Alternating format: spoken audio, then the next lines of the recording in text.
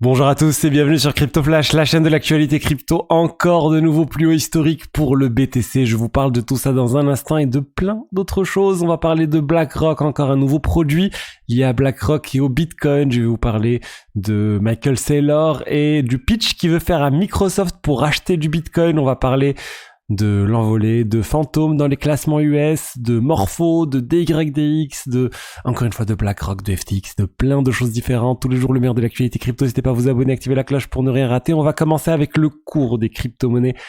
BTC a encore dépassé son plus haut historique. Là, c'était il y a 12 minutes. Alors, j'enregistre cette vidéo. 94 890.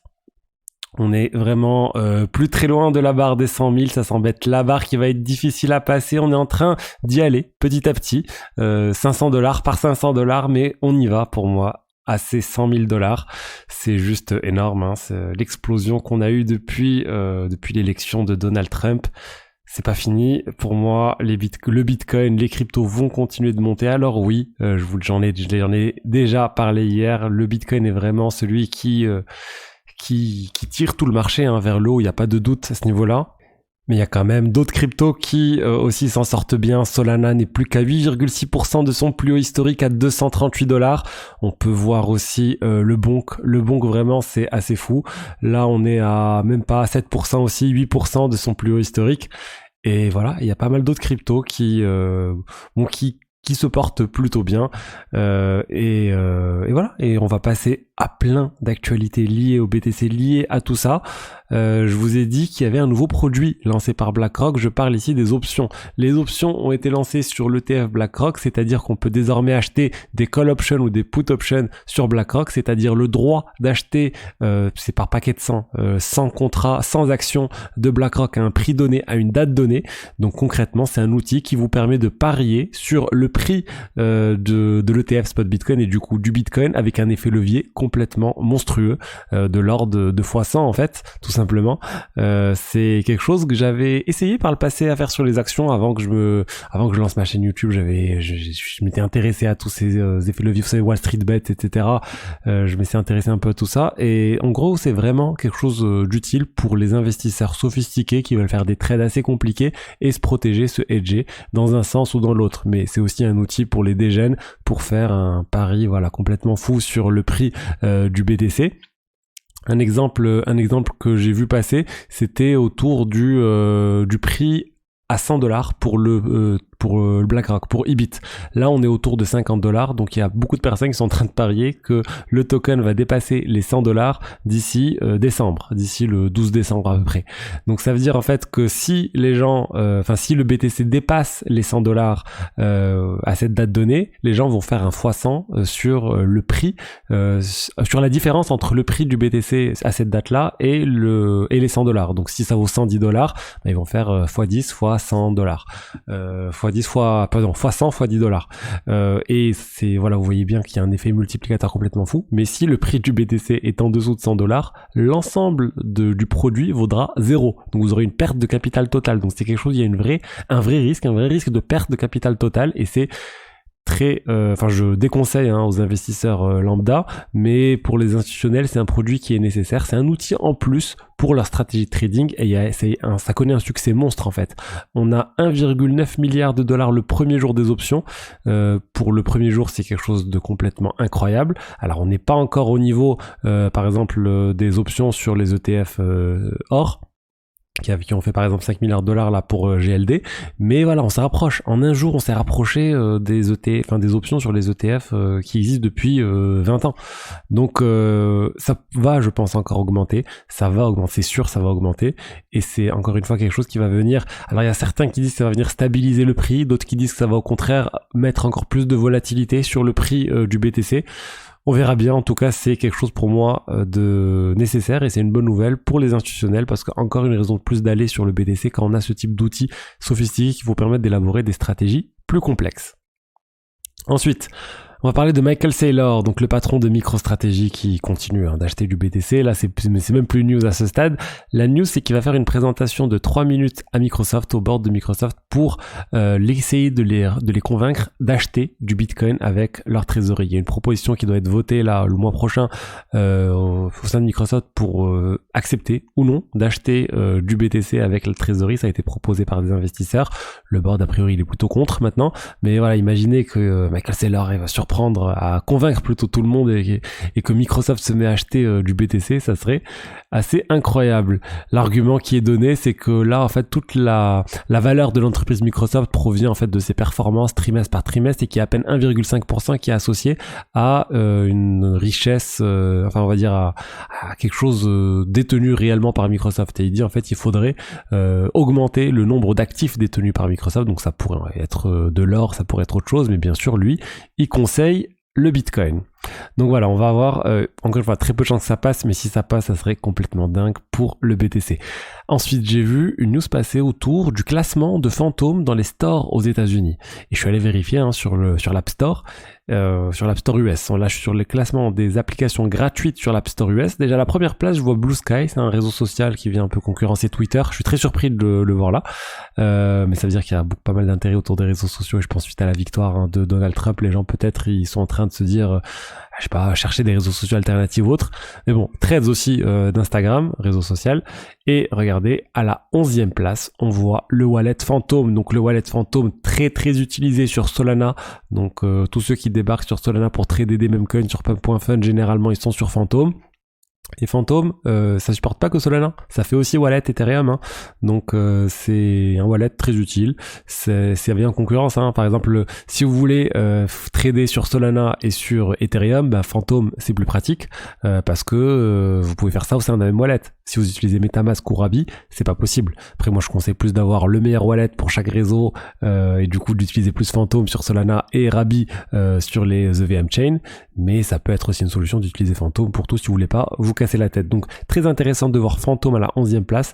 Vraiment ce bull run pour moi il est en grande partie au niveau, enfin il est tiré par le BTC, on en a parlé, mais par les mêmes coins aussi. Et la place à la 11e place de Phantom, ça illustre cet intérêt du grand public pour les mêmes coins. Donc pour moi c'est pas fini, ça va continuer là, cet engouement avec les mêmes coins. Tous les jours il y a de nouvelles choses qui se passent autour des mêmes coins. Je voulais pas parler de cette histoire, mais bon, il y a eu un enfant de 12 ans, je crois, ou je sais pas quoi, quel âge, qui a lancé un memecoin, qui a dump sur sa communauté, qui a fait le live stream en direct et il a pu gagner $30,000 avec ça. Les gens sont allés doxer toute sa famille. Le memecoin, il a complètement explosé depuis. S'il avait holdé, il aurait eu beaucoup plus, mais s'il avait pas dump, le token, il serait pas connu. Du coup, la crypto n'aurait pas non plus décollé. Enfin bon, je monte pas sa tête parce que voilà, il est jeune, c'est des erreurs, c'est clairement pas bien ce qu'il a fait, des erreurs de jeunesse, mais bon, on va pas contribuer à faire circuler sa photo partout. Donc je vous ai dit, autre news au niveau finance décentralisée, on a Morpho, le token Morpho très très attendu qui est en fait Morpho, là ils construisent un concurrent de AV pour faire simple, ou plutôt des briques qui vous permettent de construire un concurrent d'AV mais aussi plein d'autres choses, toujours bien sûr dans le lending et le borrowing. La différence c'est que la partie risque elle est externalisée et c'est des entités externes qui vont gérer le risque pour les utilisateurs, contrairement à AV où c'est géré par AV. Donc c'est comme je l'ai dit encore une fois, c'est quelque chose qui existe depuis un certain temps.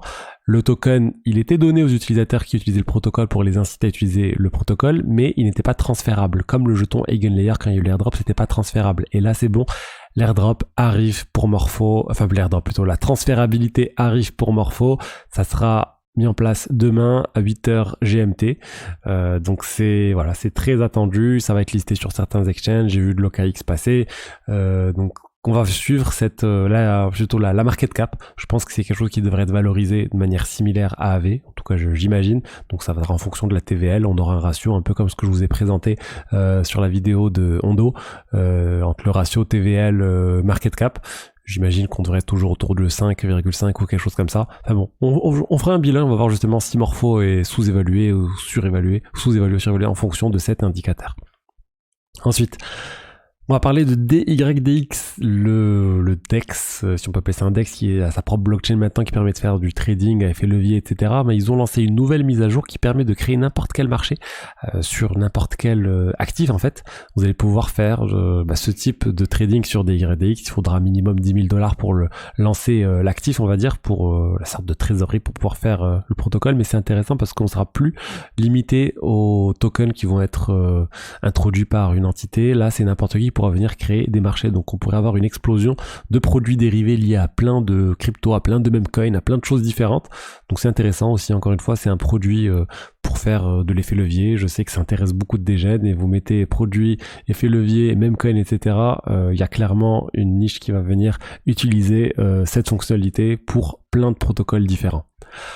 Ensuite, on a BlackRock et son fonds Beedle dont je vous ai beaucoup parlé, notamment dans la vidéo d'Ondo. On a fait un bilan sur Beedle et comme quoi ça venait concurrencer Ondo. Et ben là, ça continue la concurrence en fait entre Ondo. Pour moi, ça va être très compliqué pour Ondo parce que Beedle, ils viennent de se faire quelque chose en partenariat avec Securitize, qui est la société qui a émis le Beedle et les émetteurs d'un stablecoin qui s'appelle le DUSD, Elixir. Ils ont lancé en fait un Vault dans la finance décentralisée pour pouvoir utiliser le token Beedle. Je rappelle, le token Beedle, il n'est pas accessible à tous, c'est pour les institutions qui font un KYC, qui viennent avec un ticket de plus de 5 millions $ sur la table. Ils peuvent désormais obtenir un stablecoin, le DUSD, à partir de leur jeton Beedle. Donc ça donne encore plus d'utilité à Beedle. Ça permet aussi d'avoir un stablecoin tout en continuant de générer le rendement associé au Beedle. Donc vraiment grosse concurrence par rapport à Morpho. Je vous ai dit, ils ont aussi leur application, la Flux, qui permet de faire ce type de choses, d'emprunter des stablecoins sur le collatéral du fonds, la OESG. Et là, en fait, on peut faire la même chose avec Beedle. Donc ça vient encore une fois compliquer les choses pour Ondo. Ensuite, on a eu la confirmation que Gary Wang n'ira pas en prison. Gary Wang, c'était le cofondateur de FTX. Le juge a décidé de le pas condamner à de la prison. C'est assez fou, c'était le cofondateur, c'est lui qui a codé un certain nombre de choses pour permettre à Alameda d'accéder au fonds des utilisateurs, etc. Mais lui, il dit qu'il a fait ça en obéissant, on va dire, à SBF. Il a témoigné contre SBF. Il a codé des choses pour les États-Unis pour les aider à détecter les détections de marché boursier. Il a dit aussi qu'il est en train de faire quelque chose de similaire sur le marché crypto et du coup, il vaut mieux qu'il aille pas en prison pour pouvoir continuer d'aider les États-Unis. Et il a pu échapper à la prison comme ça. Il a pu échapper à la prison, tout simplement. Donc, au final, qui est allé en prison dans l'affaire FTX? On a SBF avec 25 ans de prison. On a Caroline Ellison, 2 ans de prison. Gary Wang, pas de prison. Nishad Singh, pas de prison. On a Ryan Salamé, 7 ans de prison. Donc c'est un peu... C'est une manière de voir en fait qu'il y a eu plusieurs stratégies de défense. Ceux qui sont allés full dans la coopération et qui n'ont pas eu grand-chose. Ryan Salamé, je suis très surpris qu'il ait eu les 7 ans de prison. Mais bon, bref... C'est fini, c'est quasiment fini dans l'affaire FTX. En tout cas, les personnes les plus connues ont eu leurs condamnations qui sont sorties. Voilà ce que je voulais dire aujourd'hui sur les diverses actualités crypto. J'espère que le contenu vous a plu. Si c'est le cas, n'hésitez pas à liker, à commenter, à vous abonner. Et je vous dis à demain pour la suite. Allez, au revoir, ciao, ciao.